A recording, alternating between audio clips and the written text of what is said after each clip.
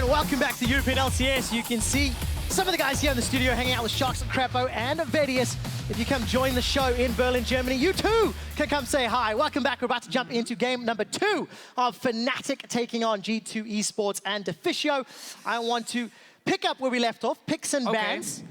Let's talk about what happened in game number 1 because there was a lot of focus on the bottom lane. Yeah. The Jhin and the Karma ban coming up from G2 surprised me. And then too. Nami being picked up and not being played MF into that Malzahar, and you can see them on your screen.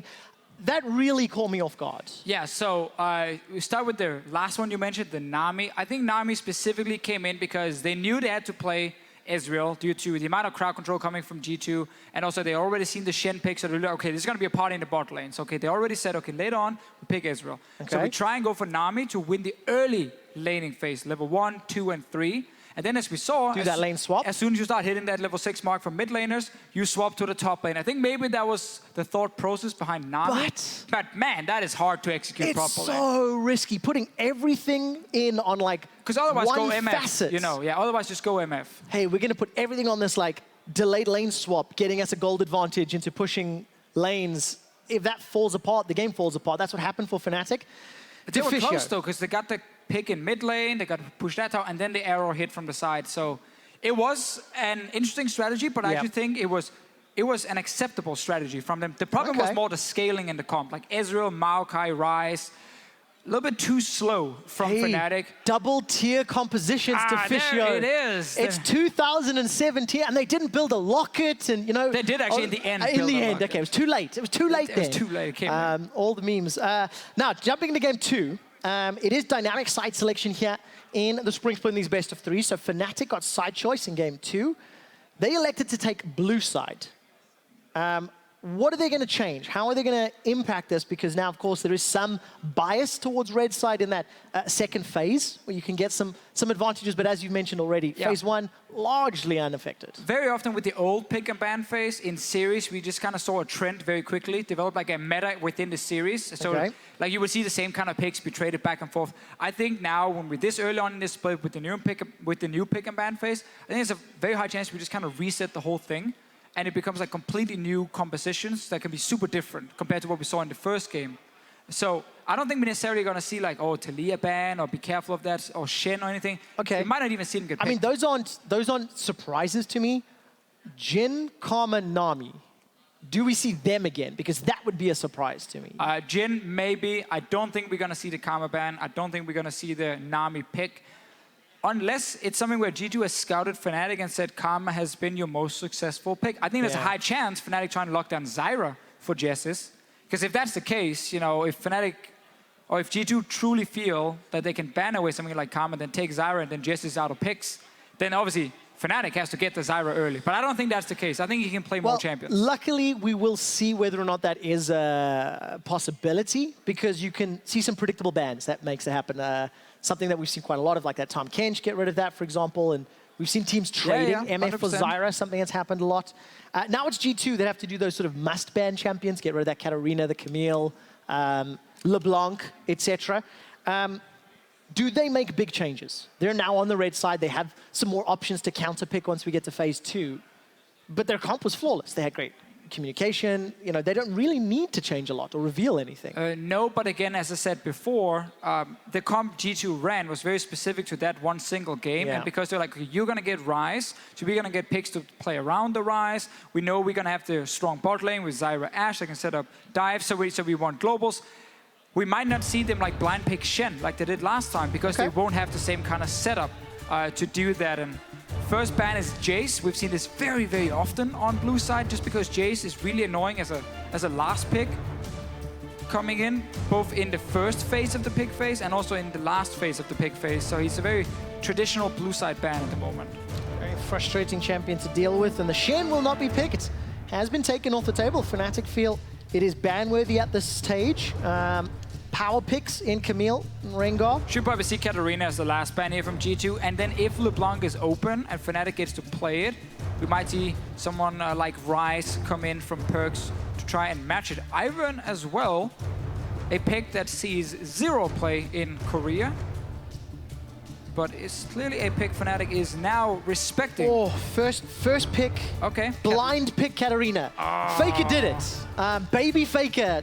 Does he follow in the footsteps? We talked about that, Zyra. We talked about the importance, I think, for Jessis to get that pick in the bot lane as well to match Sven and Mithy. But MF is open now. So all G2 have to do if they want to play that matchup is pick MF within the first 3 picks here. If they don't, Fnatic will probably just ban it in the second ban phase. But if you are G2, like Ashe MF is a perfect counter lane to Zyra because level 6, you ulti on the Zyra with MF ulti and Ashe arrow, and she dies. If that happens, once again, this series, it is a priority on this duo lanes when it comes to the early phase of the draft, as predicted. So what does Fnatic do next? They now have to reveal more information. Yeah, they have to take their preferred jungler. So obviously the first few games, he always tells us a lot about what teams really put focus on, because we saw earlier, Jankos went Kha'Zix as his #1 jungler when Rengar was banned. Fnatic is clearly favoring the Lee Sin from Amazing here, second time in a row. We get that Ryze pick in mid, so not the Katarina we were hoping to see from Caps. Yes. But instead the Ryze, and that means again, we go back to Taliyah, Cassiopeia, Victor, Orianna. Like, there are multiple picks you can take against the Ryze. I like the way Taliyah works with trying to leave the lane with your globals. Yeah. But also Cassiopeia has a good matchup against Ryze 1v1 if you have some jungle pressure around you. Well, G2 decide to move away from the mid lane focus. It is now ban phase 2. It stays with G2. And of course, they can now opt into some favorable matchups if they want to. If they want to set their sights on the top lane or maybe even remove some ADCs. Oh yeah, I was about to say ban Varus, but you kept talking. Damn you, Trevor. Because if you are in this situation as G2, you don't need to care about supports because you have both logged in. You don't need to care about junglers, they're both logged in. And you haven't even shown your own mid laner. So by banning out the best available AD carry, which is Varus in this case, if you ask a lot of different teams in LCK and LPL and everywhere, honestly, banning that away to give an even stronger matchup for Sven here makes a lot of sense. Jhin come in, same deal here. There's nothing else for G2 really to get rid of with the current picks. Does Fnatic ban another top laner if they've already got rid of a Fiora, maybe setting themselves up for a top lane matchup? The answer is yes, because now Trundle goes out. So again, clear difference of approach. Fnatic trying to set something comfortable up for Soaz, and G2 trying to deny to Reckless. Rumble is still open, so like, if you take the Maokai early, because now we have like Fiora ban, Trundle bans, picks that can be super annoying in the late game for someone like Maokai to deal with, then you can still pick Rumble against it, and that is an okay matchup for you. There are definitely still tools. Syndra coming in as one of the answers to Ryze. Putting some pressure early on. Terrifying combo, Syndra plus Rek'Sai already, especially in the early game. Game 1, Trick had such great synergy with perks. Yeah, and as you can see, like again, a bit of a reset. There's no Taliyah here. Yeah. Yes, okay, you don't have to Shen, but you can still run like global from Ashe, global from Rek'Sai, global from your mid laner, but they value the more pressure in the laning phase that Syndra does bring. That nerf, air quotes here, nerf we gave to her was not really that big of a nerf. We actually just kind of shifted things around a little bit. Not very impactful at all. So Fnatic have locked in the Ezreal, again, really showing this sort of favoritism at the moment when some of the priority picks are taken off the table with the likes of that LeBlanc, the Jhin. And in the last few seconds, Nautilus is locked in for Soaz in the top lane. So it's one of those tanks that is, you know, as you look down the list, we're seeing more and more of. Here. Yeah, I mean, okay. So what Nautilus does bring out of the tanks in top is the strongest early laning phase, but he gets outscaled by things like Maokai. So I think it's a pretty safe pick for G2 here. And yes, while Nautilus has a strong laning phase, it is almost never enough to get a big advantage that you can really play around, because it is wet noodles up in that top lane hitting each other. But what about when you add the junglers into the equation? 2 wet noodles has more value, from Nautilus plus Maokai if Amazing decides to spend some time up there. Of course, like the 2v2 skirmish is, that's where you can get some value out of Nautilus, but you also have to remember Lee Sin 7.1 has lost some damage level 6 on his ulti, and then the execute following because you don't get targets as low. A Rek'Sai can definitely match a lot of what Lee Sin wants to do. And I think there is no like clear, insane advantage for Fnatic if you look at skirmishes anywhere on the map. I think G2 Esports, once again, honestly can be very happy with their draft. They have good lanes, they have good scaling. They've got the sort of preferred picks, as it were, on current patch. That MF into the Zyra. Got them hands on the Ashe once again for the engaged potential. And G2, they just need one more win pick up this one against Fnatic, close out the series a clean 2-0. As Youngbuck and Nico shake hands on stage. It was a clean win for G2 in game 1. I think a slightly better draft this time around for Fnatic, but they're playing from behind. It's a difficult scenario to be in. It is difficult, and Reckless once again on the Ezreal, because now he had multiple bans against him. We're not seeing Caitlyn really at the moment in the meta from a lot of different teams. So Ezreal it is for him, and yes, he has a strong early start to the lane, but then he needs some time after in the mid game. Yes, absolutely does need time. For you guys at home, jump onto Twitter, let us know who you think will come out victorious in this matchup. Will it be the reigning Summer Split champions of G2 with hashtag G2win, or will this new look Fnatic take us to our first ever game 3? Hashtag FNC win. It's game 2 of the spring split between Fnatic and G2. There's a high chance that we get to see focus around mid lane again from both junglers. But first, we see some level 1 action. Fnatic are sending 4 members bottom lane here. Something we're seeing more frequently with Zyras. Yeah, because again, Zyra wants to get in and plant these different seeds here. So if G2 wants to try and stop it with 2 or 3 members, suddenly they walk into a trap. Also, Nautilus Hook is very powerful if you do skill it level 1 to try and grab one of these targets. Building. He tried. With these side steps, gonna be able to get away. Deficio, I want to go back to that point you made about pressure in the mid lane. Do you know that in game 1 of this series, Trick spent 42% of his jungle proximity time around Perks? That is a lot of time, between 3 and 15 minutes. Next thing, in comparison to last year, his average was 14%. So from 14 to 40, now it is a 1-game sample size. That's enough for us. That's stats, that's numbers. But looking at how defensive Perks played with one small misstep, how few times Perks overstepped his aggression, you know, these were mistakes that were very common throughout 2016. It was good to see that right out the gate, the beginning of the year, Perks and Trick were playing well and synergizing. Definitely. I think we're going to see the same here, because if you look at G2's composition and what they want to do, especially around the level 6 mark, is they want to get control mid so they can push in the Rise and then send Rek'Sai and Syndra towards the bottom lane, because then you have the Ashe Arrow and the MF ulti, and that's a combination that is so effective at winning these 3v3s, 4v3s around enemy turrets as well, because you just take down targets so fast and you have the CC to set it up. But it requires mid lane control. Perks taking quite some damage in the trade early, but so is Caps. Trading back and forth, 200 HP each, so they end up being very equal, but it looks like the push is in favor of Caps. Perks respects the potential level 2. Backs away. They both ding at the same time, though. And it's Perks that's going to play a little more defensive. Caps happy to keep pushing out. You know, that's a lot of gusto for a new player to the LCS stage. We touched on it in game 1, how Caps has got professional experience over in the Turkish league.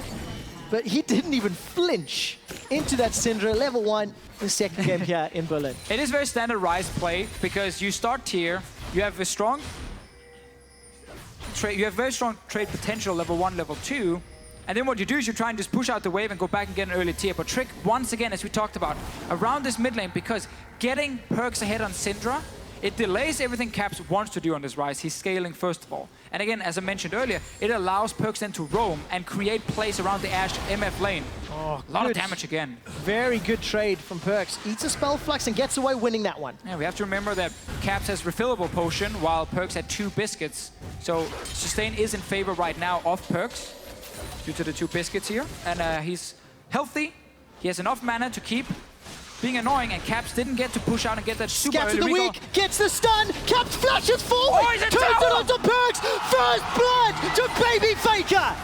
Oh my god, that is why I like this guy so much, trading in bot lane. The crowd are on their feet.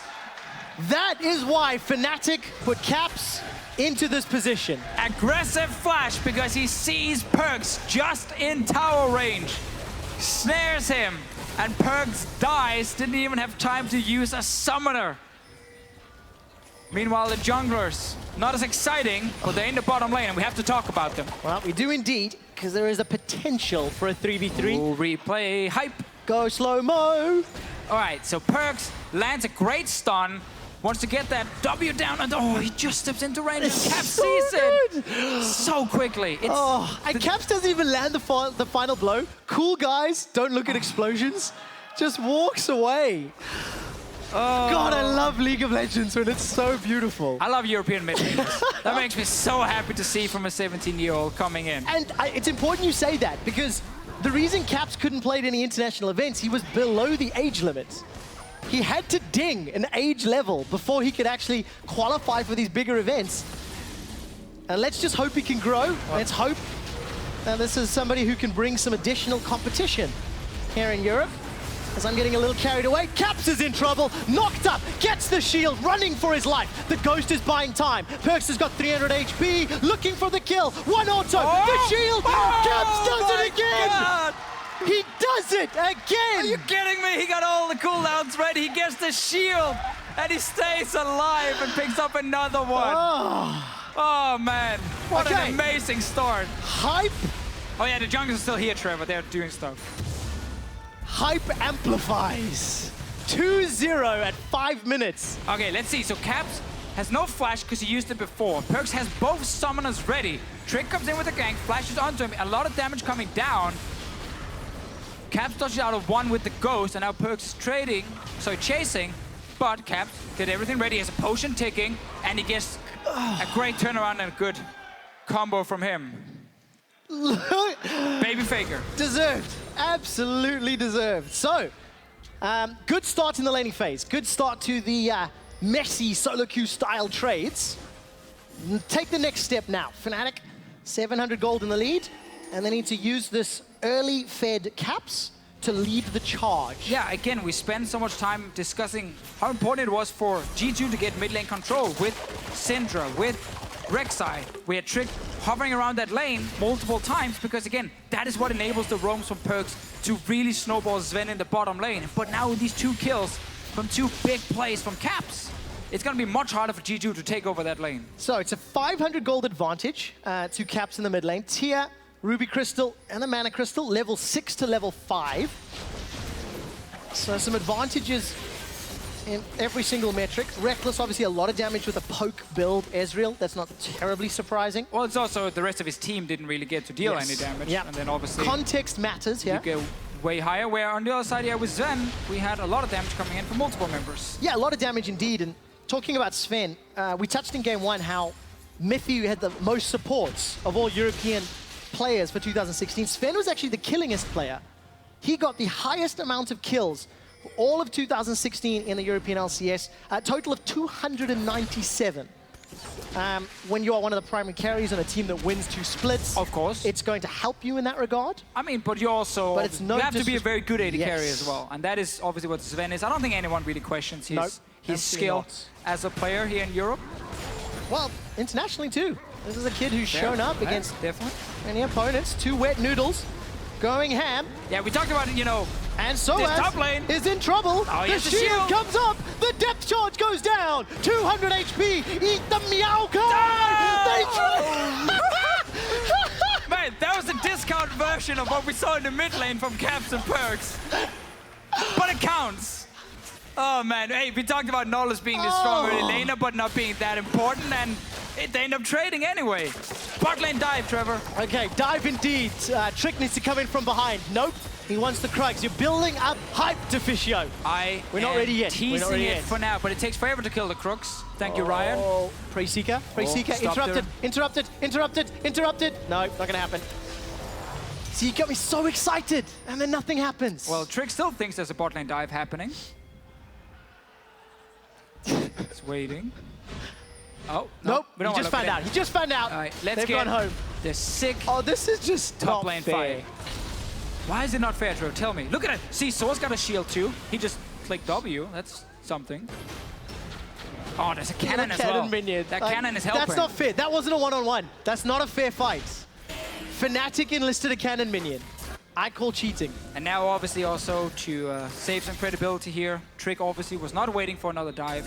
He was waiting for the minions to show up so he can go in and hit the tower. Anyway, move past. The other one was more fun. It was, it was much more fun. Here is Caps, the fed Caps. He's coming. There is a dive down bottom. Reckless has already got a kill. Mithy's the target. It's Jezzes that's on the board. 5 kills to 1. Fnatic are flying. And that entire G2 game plan involving win mid, roam bot, set up kills with Ashe, it's just gone right now because hold that thought, Fnatic are roaming. Hold that thought! Perks is locked down! Flash dredge line! Caps gets the help of Soaz for another kill. Trick is under pressure. Reckless takes 2. Tower shot towards Expect bounces 1 back. It's a messy 2-for-1, but Fnatic are still in control with a 2,000 lead. And let's remember to highlight that Fnatic picked up a kill in the bottom lane before Caps and Amazing even showed up. It was just Reckless and Jessis who got it. So G2 stayed to get damage on tower, ends up overstaying. Sven wanted to get that volley for the CS, and that's costing him everything. He dies. Now the dive happens with Lee Sin and Ryze. 2 members going down. But tower will now go in favor of G2. First tower in the game. That is important for the gold. Tower first blood for Expect, so he's got at least a couple kills under his belt. Used that teleport. Soaz has a teleport available. That's an advantage to Fnatic. However, there are no flashes at all for the entire Fnatic roster. So, but who needs flashes when you have kills? All right, teleport instead. Gonna get used. Sven is the target. Gets caught out by the dredge line. So much damage. True shot barrage. The mine goes up as well. Soaz can die. Looking for cooldown. Needs to connect to the dredge line. Amazing's looking for more. Gonna find some support instead. Soaz backs away. So the teleport ends up being thwarted, but Fnatic may be able to get this tower. Support's coming up from Reckless. Yeah, so the TP advantage is not there at the moment because Expect used his before, but it will be ready for Expect first. And that's why there's going to be a small opening for G2 to make a play around that 80 carry and then TPing in near them. But it's going to be a tower for Fnatic. Mithy is here with ulti, but he can't really get in range because Jess is just going to zone him off. And we can see mid lane, Caps are able to push out every single time. Perks can't roam through the river. He has to take longer routes. Does indeed. So towers equalize 1-1. Fnatic still maintain a small 1,000 gold lead. I think if there is a solace for G2, it is that the 2 kills they've secured are on Expect. So if he can stay alive longer on the front line, if he can buy some time... Wouldn't you rather have those kills on your carries? Oh, of course I would. But they don't, because their carries got dumpstered by Caps. Definitely true. Yes. In the mid lane. In the mid lane. And the roam down bottom as well. Fnatic. Right. They've made things juicy. They've made things interesting. Giving us a series. That's the important thing. You had to use it, didn't you?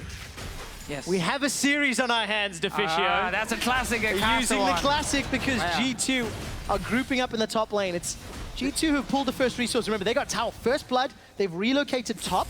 And it looks like they're setting up for a fight. The control ward. Jessis! They're going to look to pick some weeds. Reckless is the target with Soaz, though. 4 members of G2 running for their lives. Round walk is up for Caps and not even going to get needed because Soaz is dropped down.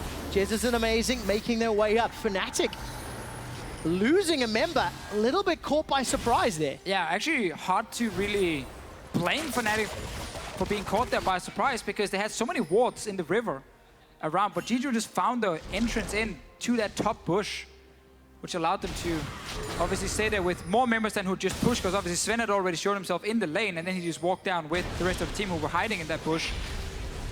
No real wave play in mid, just Expect trying to look scary with those 2 fantastic kills you highlighted, Trevor. Well, the Void Rush helps out as well. Farm Alarm as Trick comes in. If Fnatic gets stuck around, there was additional resources. Instead, Fnatic now going to look to try and defend top tower. There's not enough support, so Mithy and Sven get a lot of damage. Next wave is going to be needed because there's simply no minions left. Yeah, that push in mid from Fnatic was a little bit over-aggressive after they actually got to push out top side, because now G2 just responds instantly, and yes, there is a goal deficit, but G2 are still in this game. It's just Perks was really far behind, actually, like 80 carries. Sven is still going to be very competitive. Blue buff goes to Amazing because Trick was in there being annoying, so he had to try and take it to secure it. But this is another tower now for G2 because Fnatic tried to go for that roam in mid instead of actually trying to just reset the lanes and be ready to defend again. Where G2 lost in mechanical outplays, you know? Caps killing Perks, Reckless killing Sven. G2 responded with better map play. They've repositioned around the map. They got tower first blood, they've got the second tower. And now they seem to be positioning effectively. They've evened out the game. It's only 15 minutes, and all of that early action is less relevant if Caps does not continue to use his power. Yeah, and now Fnatic can't really respond because there's TP for Expect and Source has still a few seconds on his. So they have to just all recall and just reset. It wasn't a perfect back timing, like Reckless just got back and didn't have too much gold to spend. So not ideal for him, but again, you were playing against a TP. It's gonna even out now. We kind of get a full reset and have to look at all the turrets being killed so far. We have 1 in top, 2 in bottom lane. And G2 can continue to try and keep Sven Mithy together, but Perkz can't really go anywhere on his own, and that's a big problem for G2. If Perkz cannot travel alone, he needs somebody to hold his hand or have that teleport available. How do Fnatic then look to punish? You know, where do they group up and decide to push? They're down a tower. They've got, you know, less room to work with top and bottom lane. It basically means if you see Perkz in a side lane, that's where you send Caps. And that's where you try and make a play with Amazing and the Rise. You can just flash, snare this very, very weak Syndra and just kill her instantly. Jess is using a flash, always the very simple move. Problem is, obviously, Arrow's gonna be ready again very soon, and then you don't have a flash. It really felt like Jesus was measuring whether or not he could sidestep it. But you can see top as well. Amazing was instantly up there with Caps to say, okay, fine, we can't do anything mid. Yes, we're losing bottom side, but I'm gonna be here to take tower, and if there's someone to defend, we can try and dive the guy. And we've seen this before, last game as well. Amazing, playing around this strong split pusher in Rise who doesn't have a global. We talked about it. When you split pusher, can leave the lanes fast enough, you need to try and have pressure near him so he can take a tower, get a kill, and push all the way into the enemy territory. That decision is made easier when the champion you're playing around is as fed as Caps as well. Definitely makes it easier. While the tower and the dragon were traded, we caught a quick glimpse of Trick's CSD at 15. It was around 18 in game 1, and it was even higher in game 2, close to 25, maybe 30. Farming up a Storm, still available for support when G2 needed it, and gonna be called on again as Fnatic are grouped up. They've got 4 members in the mid lane. Soaz doesn't even need to TP because he's in the river, but the ARAM is called off and Fnatic back away. Don't want to get drawn into like dead time, fighting around minion waves and trying to see who can gently knock over that mid lane. No, but Fnatic want to set up a 1-3-1. It is difficult though against Ashe. She's one of the best picks against it because again she has the ulti to engage, and Fnatic knows that they can't really push in mid in a 1-3-1 because Jessis has no flash. So he just dies to the first ulti from Sven, and then G2 suddenly takes that mid tower. So it is slightly difficult for Fnatic to push, but it just means that both side lanes have to push at the same time. And then when they push out, G2 is forced to go back and defend, and then you can play more aggressive in mid. For now, though, Fnatic is fine just resetting the map once again. Spend some of the gold. You see now Caps just got 2 extra items under his belt, and that's going to be key. And if there's going to be any players that know how and when to push side lanes and regroup in the mid lane, the veterans of Fnatic are going to have years and years of games under their belt. Yeah, this is where we want to see. This is where we want to see Fnatic be a really good team, because you can argue synergy and all these kind of things, but when it comes to actually understanding how to execute a mid to late game strategy, when you have so many veterans and so many vocal members, you should be able to do that at a very high level. And we saw some of it last game. I think we're going to see more of it in this game. Match tank versus tank, check. Source versus Expect. Put your strong split pusher that nobody can deal with 1v1 in the other lane, check. That's where Caps is sitting right now. And G2 has to try and force a play around mid lane with the Ashe Arrow. But Fisher, what's the next step for Fnatic? Is it just profit? If they've got tank v tank, not they've got just split pusher, Ashe Arrow going to get dashed away. Amazing holds on to his flash. I think Jessis was in mid right there. Engage tool. Jesus is stunned up and killed. He gets caught by Scatter the Weak. A positional error is instantly punished. Yeah, I mean, we knew he was going to die at some point. I thought it was going to be from Ashe Arrow, but they decided to try and use it on the very mobile Lee Sin. And instead, Jessis walks up and gets caught out by a stun here. And honestly, this was the response from G2. We just talked about it. They can't stop Caps in the side lane, so they have to try and make a play in the mid lane. And because Jessis then overextends, G2 found their play, and this slows down Fnatic now. Slows down Fnatic. It costs them a little bit of control, a little bit of time. And now Sven can go bot lane and clear out a wave because it's 4v5. Really not what you want to see as Fnatic when you're trying to set up split push. Absolutely not. We're approaching 20 minutes into the game. It is still anybody's to take. There's no real semblance of control. You know, swinging back and forth, small mistakes here and there is costing Flow. Taking a look at itemizations, We'll take a look at that in a moment. This was, of course, Jez has been caught up by Perks. Yeah, and the worst thing is, Jesse's knows instantly he made a mistake because there's really nothing for him to do there. He wanted to just see if he can poke them off when they were walking back to lane, but there was a good control ward in the bush from G2. There was a ward just around the corner to spot Jesse's. So he couldn't see anything, and he just got caught out. And mistake, and it cost Fnatic some time. It's important to note G2's vision. You know, the analyst has touched on just how many wards were placed and killed in the previous game, and G2 have done a good job. They've always warded the jungle where Expect is pushing. Previously, it was on the side. Now G2 are grouped up.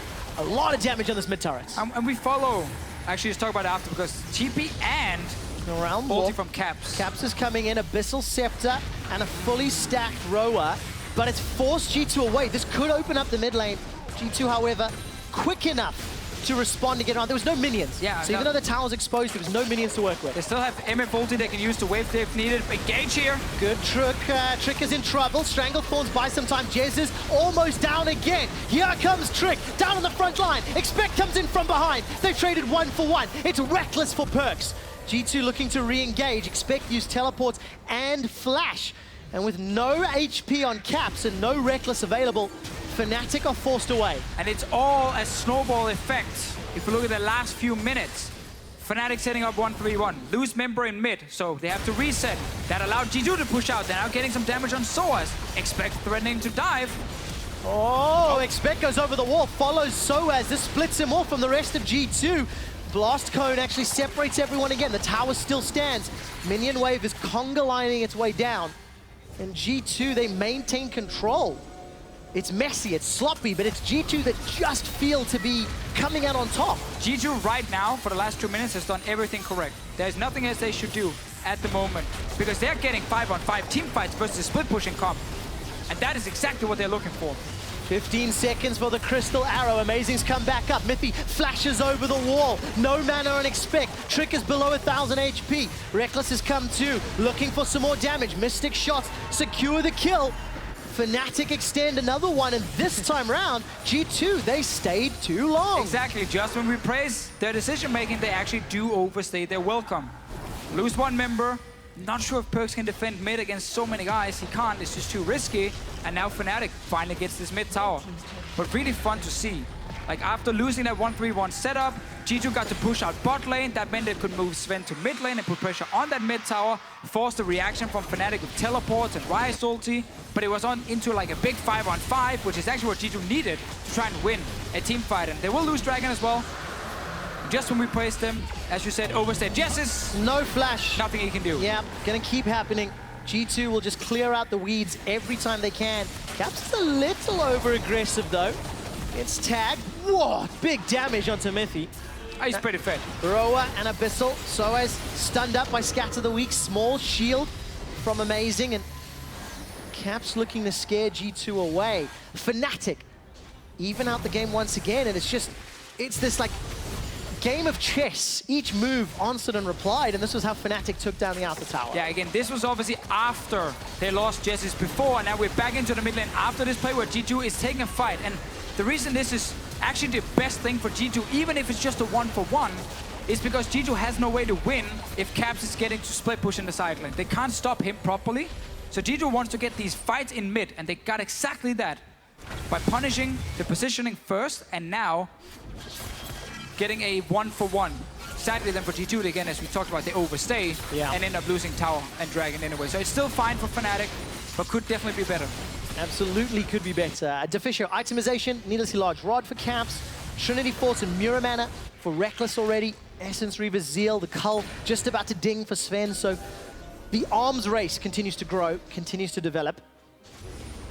More damage for Caps is a worrying sign for And G2. we should just see Caps now. Once he has a lane to actually push, go back out to that one. They're waiting for Soaz's teleport before they really reset up their split pushing composition. Perks in the side lane will really struggle against Caps and potentially Amazing. And again, this is where Fnatic has a winning lane. Wherever this guy is going. Baby Faker, funny enough on Rise. I mean, couldn't make it more obvious. Is the man we're looking so much expectation on this kid's shoulders. Then shows up in his second game in the LCS with phenomenal laning phase mechanical plays. The only thing that would make it better is if this series goes to game 3. It would be the first time in European history, of course, because it's only the second BO3 in a group stage ever. Doesn't matter. Statement still holds. True. And Fnatic at 25 minutes playing the vision game around Baron, trying to push the wards in, trying to force G2 away, because this time around, it's G2 that need to get through the Zyra, get through the Nautilus, and somehow get onto Caps' Rise. Oh, Caps will also be in range most of the time because he's trying to deal damage. Obviously, Trick is looking for him. Now, flashed away from. Trick takes a couple of overloads. Continues to back away. So as teleport is available, he's pushing down in the bottom lane. But Good again, stun onto Amazing. You can see how G2 are able to match Fnatic because it's all around mid lane at the moment. The Fed Rise is not being utilized right now. It is also very hard to set up against Ashe, as we highlighted before, because she can engage very, very effectively. But it means that G2 just keep trying to play this 4v4, 5v5 in mid, and we're waiting for Fnatic to kind of set up Baron, and then try and force something around it. And of course, the more time G2 stay grouped up, the better their composition is. Maokai, Misfortune, they want to have big team fights.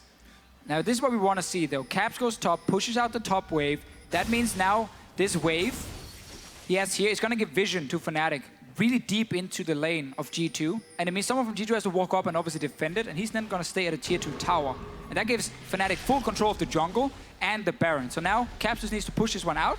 Most likely Perkz goes to defend, and then Fnatic can actually set up something around this Baron. All right, to Fisher, I'm going to bring our eyes to Jezz. He's been caught out a couple times, as is expected on this champion against G2.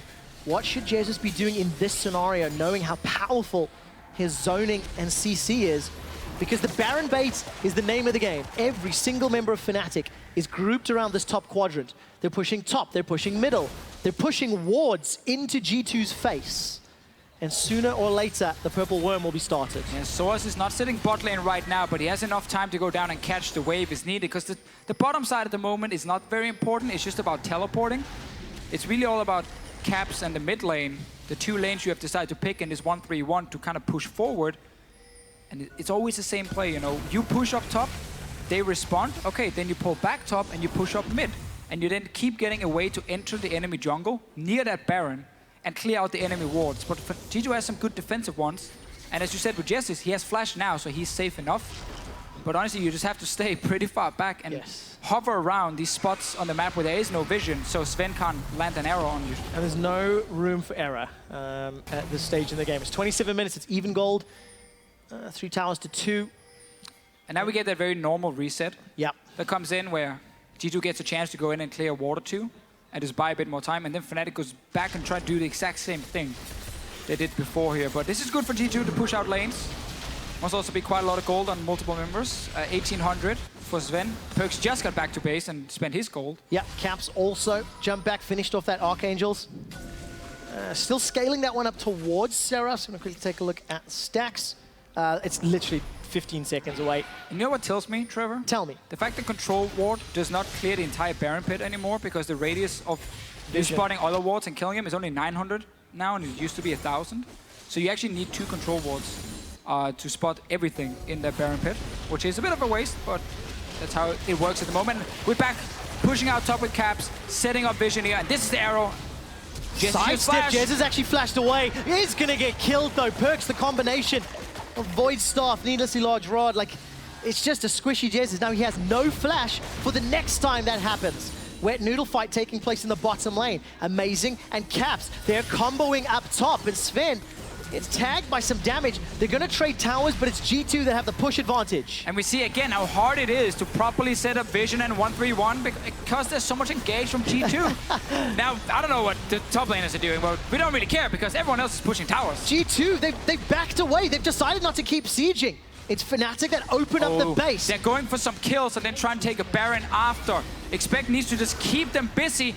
Amazing is recalling, he can stop that one, and they can still get onto Caps, but he has ulti. Caps actually, no, he doesn't have ghosted. Ulti. He used the ulti before. Used the ulti to get up to the top. That's a flash and a teleport used from Expect just to lock down Amazing.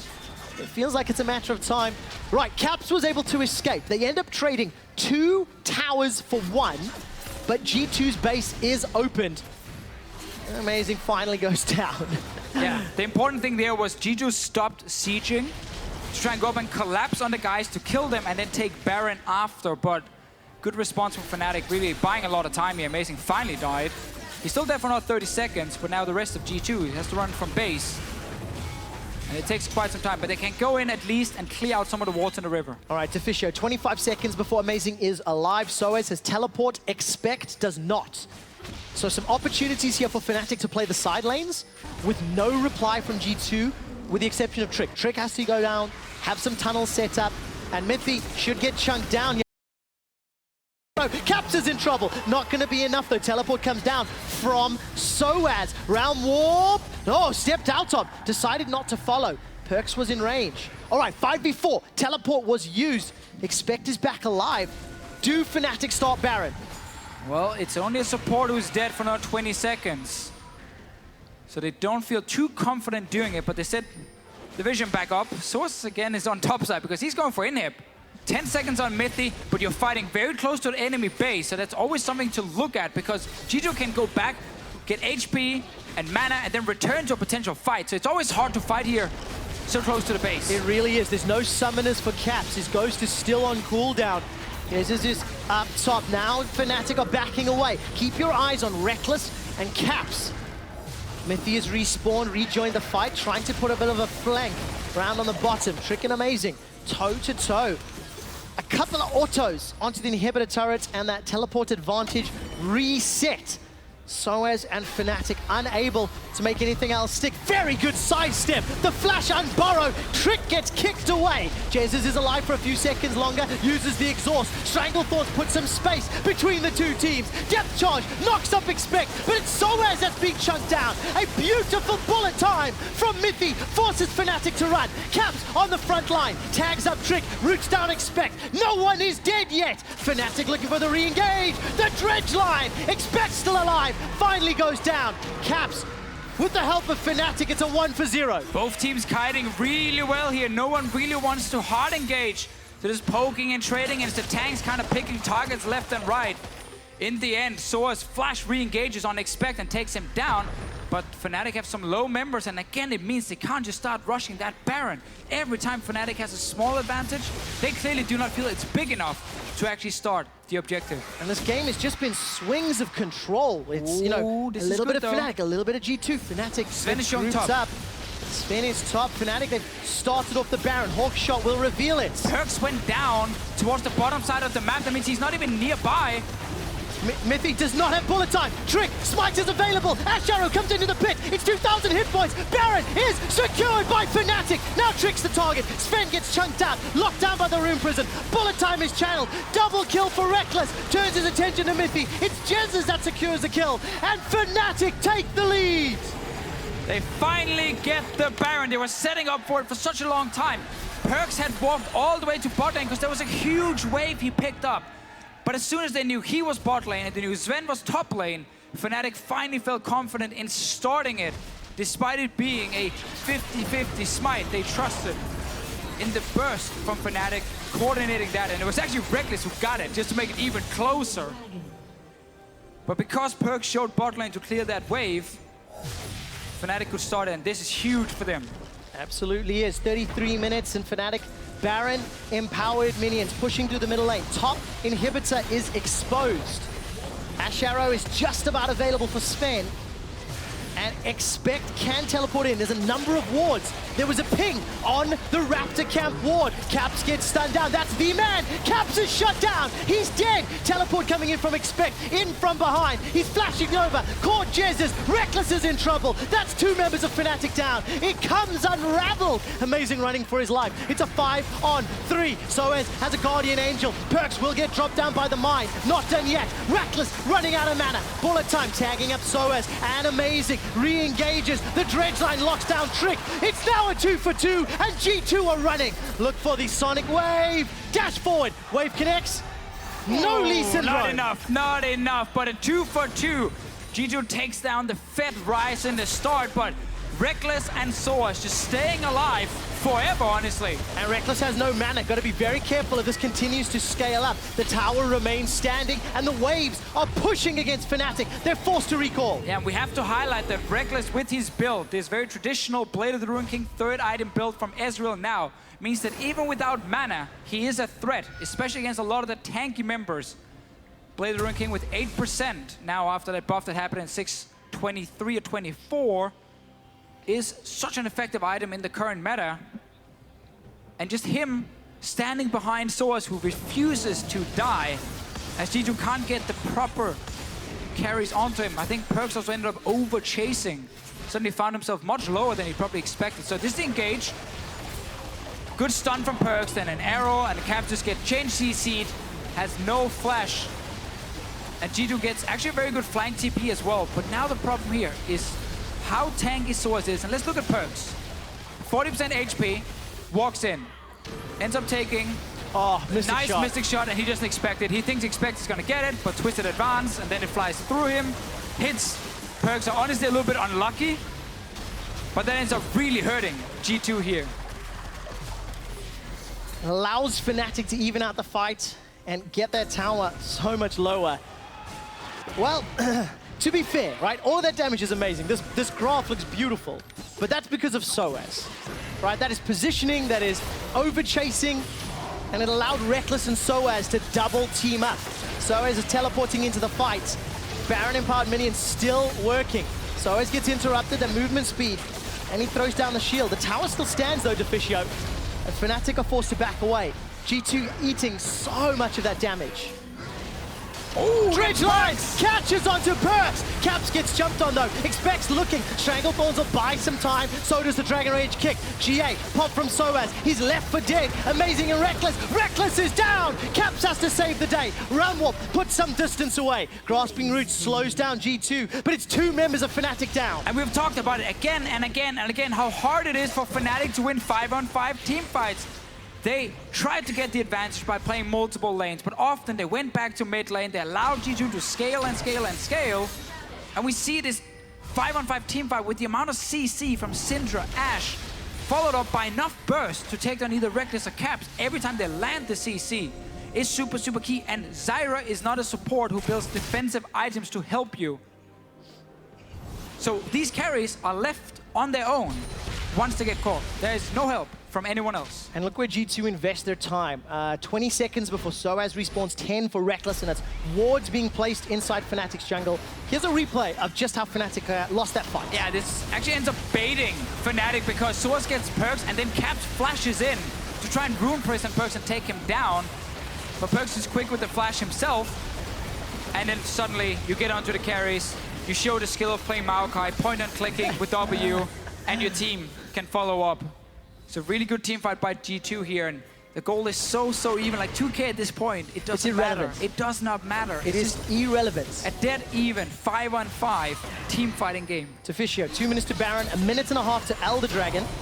There's only been 3 clouds this game, so... Yeah, what's going on with the dragons? Not the sexiest of dragons in our match of the week here in week 1 Spring Split. But yeah, full arms race, locked down, 5-6 items being approached. And now you need QSS as well for Reckless. Okay, he just actually bought it. Yeah. Just as we said it here. Sven's had his for a little while. GA not available for Soaz. Because obviously, yeah, QSS at the moment doesn't add any sort of damage to it, but you will get the Scimitar after it. And the reason I think this is a correct choice over something like Hexdrinker is just because once you get hit by one of the stuns, arrow or the stun from Perkz, you need to just jump away instantly. Otherwise, you just get one-shotted. And it doesn't matter if you have a Hexdrinker or more there, because it's like 2 or 3 guys hitting you. Need to keep safe. That's what Reckless is looking for. Caps, he instantly backed away top lane. The moment GT pushed out. Look at the mini-map. A lot of G2 vision, a lot of tunnels as well. So there's options for teleport for Expect, there's options for Void Rush from Trick. But it's so hard for Fnatic because they keep trying to fight just outside the base of G2. They're not playing the map, they're not playing multiple lanes. So not only, yeah, exactly, not only is there a tower to help G2, they also again have the fountain really close to them in case someone does manage to escape. And really the trick now for Fnatic is just like, when the initial engage happens from G2, you kite back because Syndra is fantastic if she can land a stun and then like instantly just pop a guy right in front of her. But if she has to start chasing and chasing and chasing, She ends up overextending. She has no mobility. She ends up getting caught. Expect flashes to avoid getting caught, funny enough. Do Fnatic trade Elder Dragon for Baron? Looks like it. G2 are rushing. There's a lot of damage on the G2 side. Baron is up in just a second. Because they saw them on the wards go here, so they're actually just taking this trade. Elder Dragon is going to get killed. Fnatic favoring the team fight buff. It is secured. The Fnatic are peeling. They're making a push for the base. G2 will be able to have those empowered recalls. They should be able to get back to defend. But Fnatic, Elder Dragon, and likely the last outer turret. It is not worth it. Not worth. One Cloud Drake, Elder Drake is really not worth it unless you can get a big fight now and use the small buff it gives you from Cloud and of course the extra burn from the actual Elder Drake buff.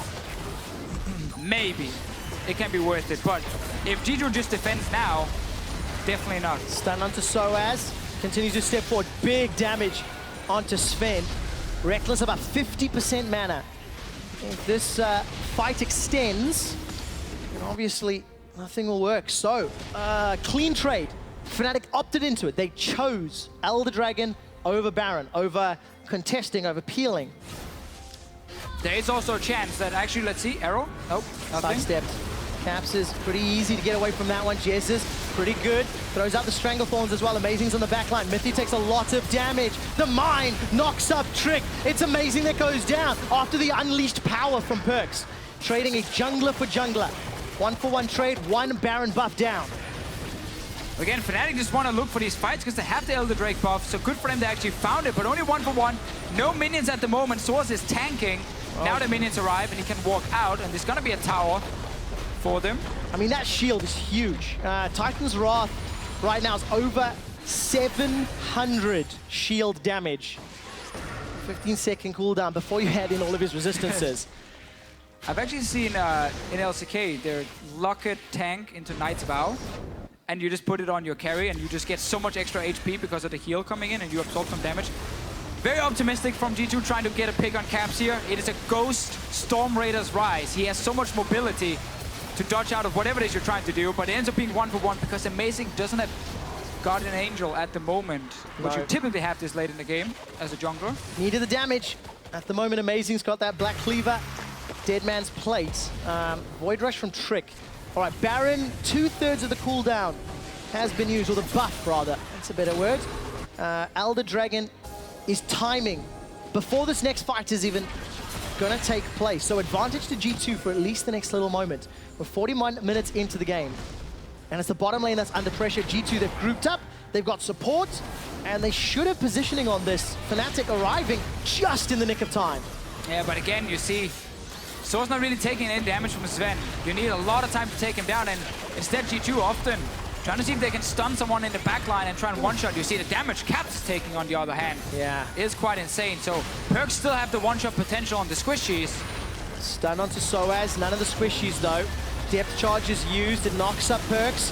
True Shot Barrage flies across the minion wave, but the tower is secured. Flash forward into Unleashed Power, unable to pick up the kill. GA secured from Soaz. This will be a kill as Fnatic have been rooted. They've been pushed backwards. Yeah, all set up because G2 are focusing the backline. They force the backline away from Source, and now when Source is alone, you can of course kill him. 50 against Caps. Well, Caps is at least distracting. Unfair fight. 1,200 damage in Magic. That's going to be enough for the kill. Is it enough to dissuade G2 though? Well, he Caps is out of position.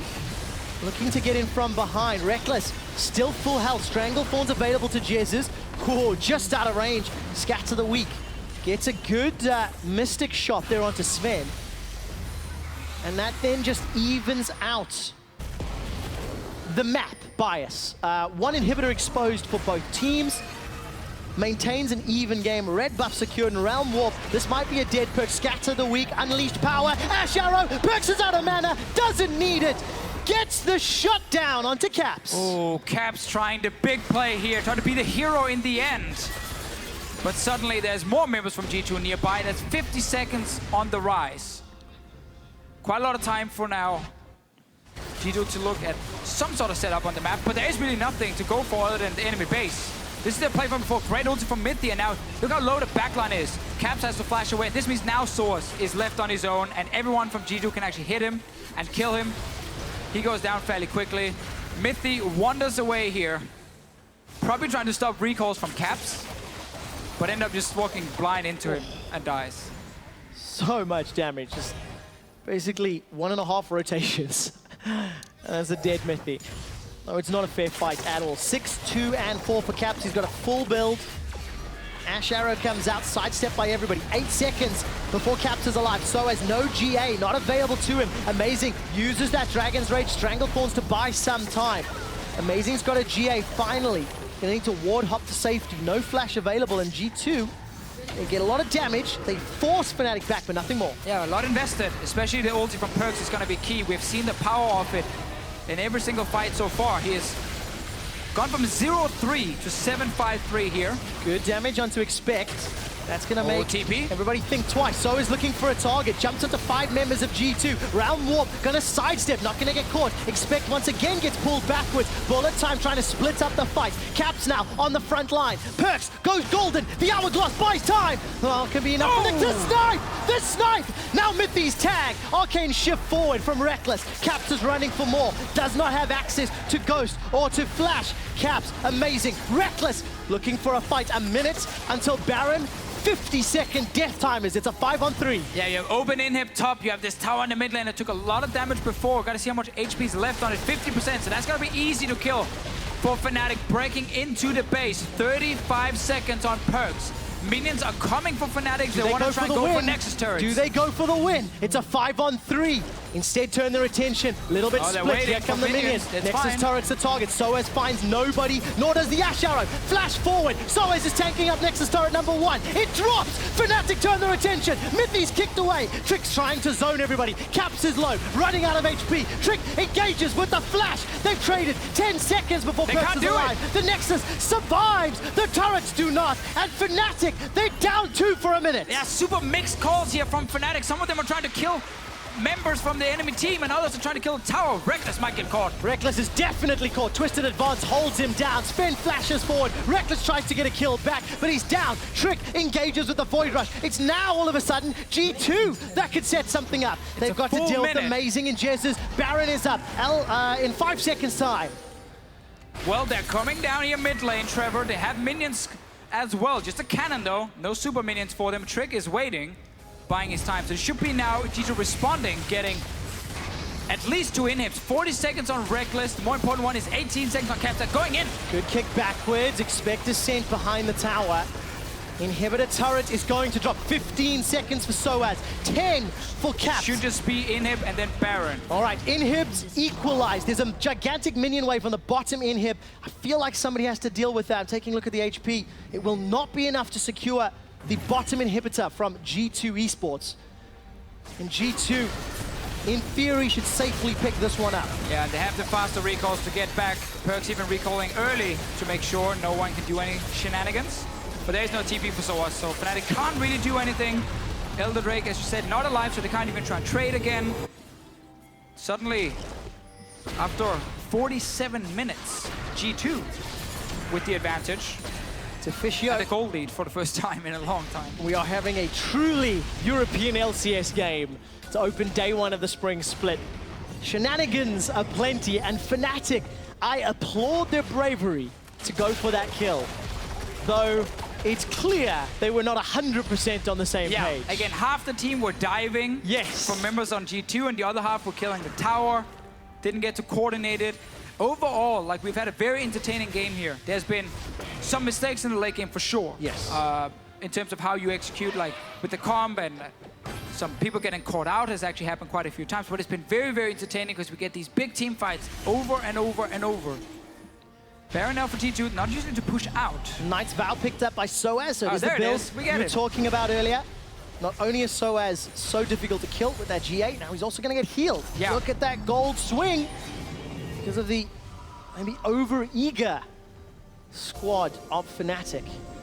Everything that we knew coming into this game gets thrown out the window at a 50-minute match. And basically now for Soaz, he heals for 12% of the damage Caps deals. And he takes 12% of the damage Caps would have taken, but it is true damage on Soaz. So yes, it can hurt him a little bit as a tank, but the goal is obviously that you stay healthy by Caps being able to sit there and kind of fire away with multiple abilities. It is actually a really strong item on these tanks. just for that extra sustain, it does provide. Fisher, how important is it that Fnatic have control of the jungle? 20 seconds to Elder, vision superiority. Fnatic have been, I mean, they've been pulling a Fnatic death bush. They've been chilling in this little wolf bush area, but G2 haven't fallen for it. They've not taken the bait. There's a blue trinket available in Perks' hands, and Ghost coming up. Ash Arrow tags onto Soaz. Guardian Angel is available, remember. Unburrow buys some additional time. Strangle Thorns as well. Oh, the rest of Fnatic, they're backed up behind! Sven is down! Fnatic, they're going for the Nexus! Oh my Reckless God. is killing the Nexus! G2 have been routed! We are going to Game 3! Oh, that was so epic, man. They were just waiting and waiting for that engage and then using the Rise ulti. Rushing for the Nexus. Screw whatever mistakes happened before. This was awesome.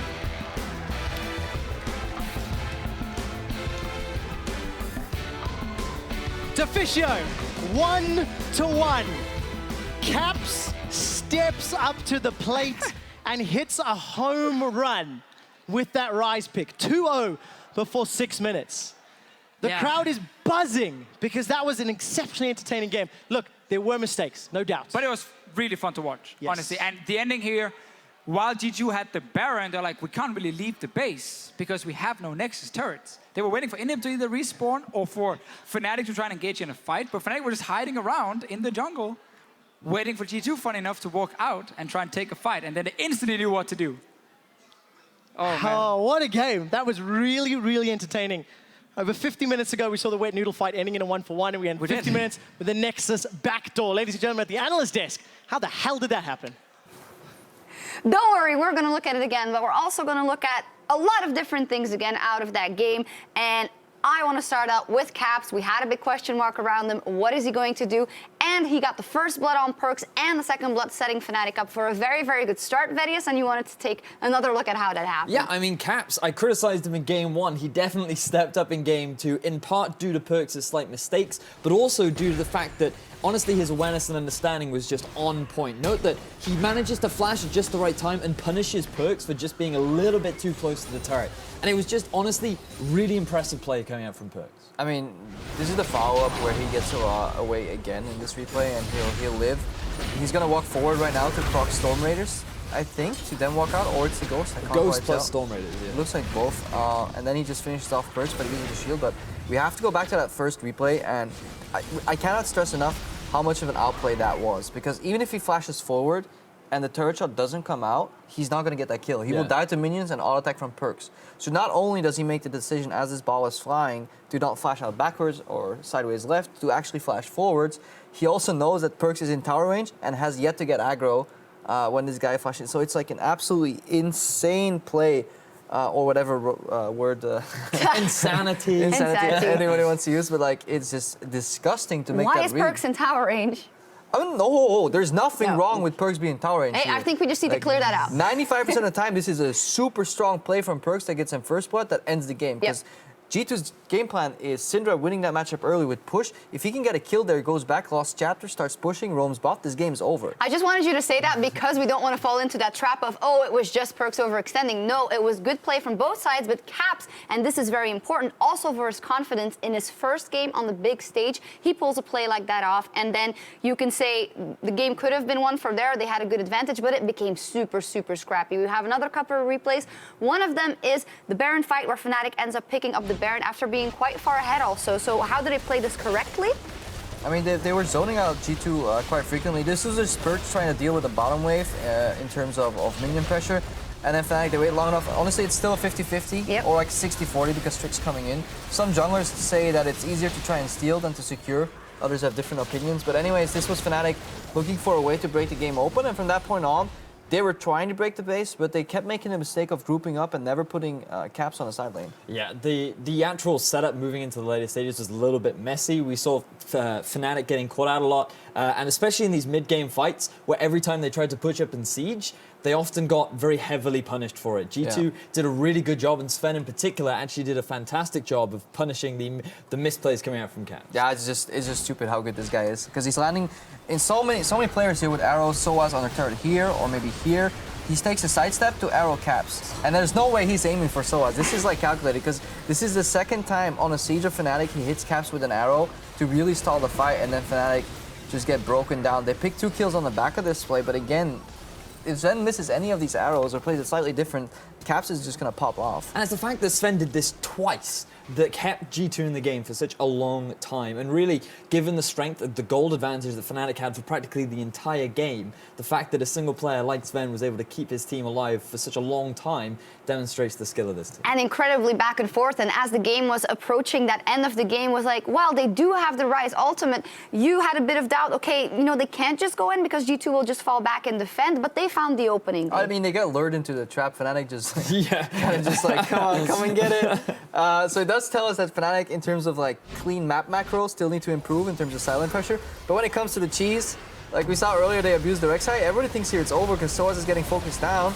And then Sven has to walk backwards, because if he doesn't challenge his TP, they get backdoored. So he kind of face checks the enemies. It's just beautiful. So the consensus here is that they were just waiting and saying, okay, yeah, now is the go time, let's go, let's end it. It was a catch-22 situation where if that arrow had landed onto anyone else, maybe it could have been the win for G2, but the fact that it hit onto Soaz and the fact that Caps just said, okay, we're going, let's go, and they were able to get the backdoor. But you saw that before that happened, they already wanted to make that play. Krep and I were talking about all the vision that was coming out, the vision denial from Fnatic as well. That play wanted to happen, and it was just G2 saying, let's get them before they can make it happen, and it just didn't work out. And that was just a super nice game to watch. And so often with fun games to watch up and down, you say, oh, it's fun to watch because it's low level and it's Clown Fiesta here or there. How high was the level of this game, you think? I think it was lower than the first game. Yes. I think G2 showed that they are really good at stalling pressure. So this was the problem with G2 at Worlds. Like, they're really good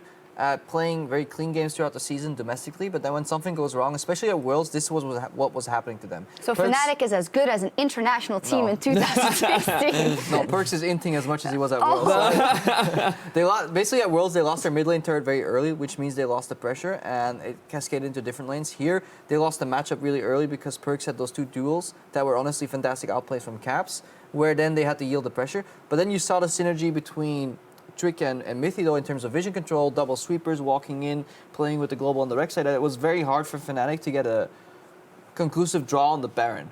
Yeah, and you also talk about synergy. I do want to point out, even though his stat line wasn't great, Soaz had some fantastic moves as well, and he and Amazing have got some good synergy, so you can't just forget about that either. I mean, it is very difficult to stand and hit as a As a Nautilus. I mean, the hooks have to hit as well, and no, they I mean, did. he definitely did play well. He played his part, and his ability to just be that front line intact, his target focus was outstanding as well. The fact that he would hold his ultimate for a long time in a lot of those engagements was valuable, and you know, you have to praise him even if he was just a massive wet noodle. I think we need to see more synergy between Amazing and Jezus in particular. Because I think that's where it goes wrong, where G2 Esports have really good vision in between the pressure lanes that they're playing around. Fnatic is kind of lacking that, and the setup. It obviously doesn't help that both of them were playing non-tanky champions, but I think that's what's holding them back. Because Fnatic were playing a very condensed map in the end, where they kept like 5-man sieging over and over because they felt safe in numbers and they were so afraid of being picked off on the side lanes. G2 played the open map a little bit better, in my opinion. And prediction-wise, you guys both said 2-0 for G2. Now it's 1-1 all square. Do you still give it to G2 in the end?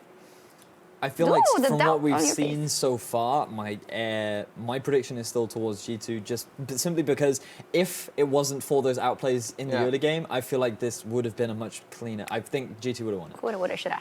Yeah, 100% agree. All right, G2 it is for our analysts. We'll see what Fnatic can do. Coming up, the third and deciding game in the series between G2 and Fnatic. Don't touch that browser. We will be right back.